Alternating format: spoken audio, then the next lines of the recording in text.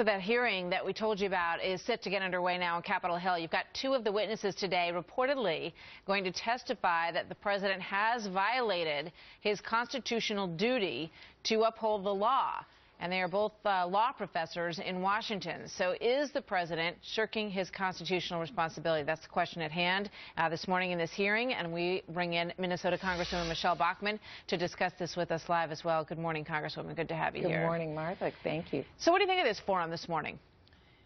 Well, I think that this is very important that we have the hearing in the Judiciary Committee. I'm very happy that we have two constitutional law professors coming in because as members of Congress, we've been appalled at the president's actions. They are clearly unconstitutional. And so we've looked at measures whether we should have a resolution on the floor telling the President of the United States you can't unilaterally make these decisions. Congress is a part of the government as well. You're not a king. You're not a dictator. You can't do whatever you want. Our Constitution limits the president's power, even though President Obama doesn't act that way. But another action we're looking at as well is legal action, and that is filing a lawsuit to enjoin or stop the President of the United States from making whatever action he wants. And one that was just referenced by the commentators is last Wednesday, just before Thanksgiving.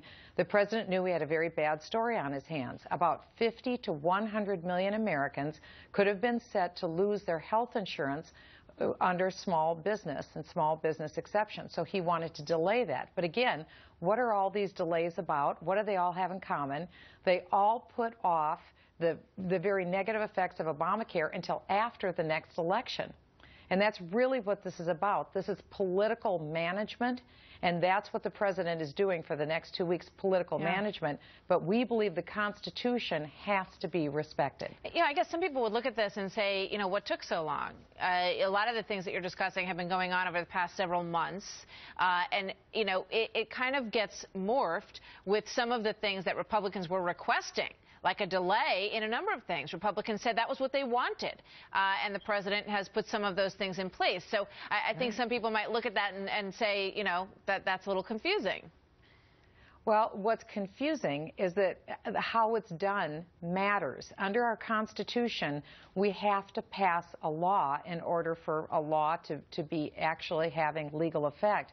The president isn't wanting to do it that way. You brought up the fact that the president said, if you like your health care plan, you can keep it. Well, we all know that's a sham. It's a lie. It wasn't true.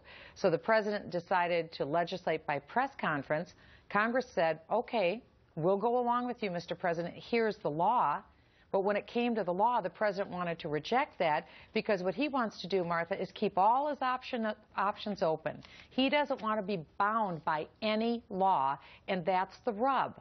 The Constitution says no man is above the law, including the President of the United States, and we as members of Congress are making sure we're going to remind our president, even if we have to do it through a lawsuit, he too must obey the law. It'd be very interesting to see this play out. You know, I don't know how far this will get and whether it goes anywhere beyond this hearing this morning and possibly a vote in the House. But the president, as everybody knows, was also a constitutional law professor for many years. It would be interesting to hear his legal argument for why what he has done is fine and to put that up against the legal argument that we're likely to hear from Jonathan Turley this morning, don't you think?